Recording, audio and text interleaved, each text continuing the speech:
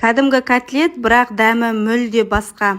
Бұл құпияны білсеңіздер, сіздердің котлеттеріңіз шырынды, бір жағынан дәмді, нәзік, әрі жұқа болып шығады. Видеомды сақтап алып, соңына дейін қараңыздар. Ең алдымен бізге осындай бауыр керек болады. Жарты кило бауыр жеткілікті. Жақсылап блендерден өткізіп алғаннан кейін, сәбізімізді теркіден өткіземіз, чесногымызды барлығын осы бауырдың үстіне салып, тағы да блендермен жақсылап майдалап аламыз. Жұмыртқаны міндетті түрде қосасыздар. Одан кейін сүтті және 2 кесе суын қосамыз, жақсылап тағда барлығы бірдей біріккенше араластырамыз.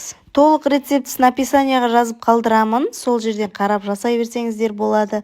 Өте дәмді, нәзік, бір жағынан шырынды болып шығады. Сіздердің алдында табамызға май құйып, содан кейін барып құйыңыздар, өйткені біздің котлетіміздің жабысып қалмауына көмегін тигізеді. Қызып тұрған майға теркіден өткізілген сәбізімізді салып, тұз бұрышын салып, дәміне қарай қуырып дайындап алғаннан кейін дәл осылай майонезімізді қосып, жақсылап араластырып салмасын дайындаймыз. Жарты кило бауырдан 5 қатардан 3 штук бауыр тортын шығардық. Видеомды сақтап алып, сіздерге де денсаулыққа пайдалы тағам жасауға кеңес беремін.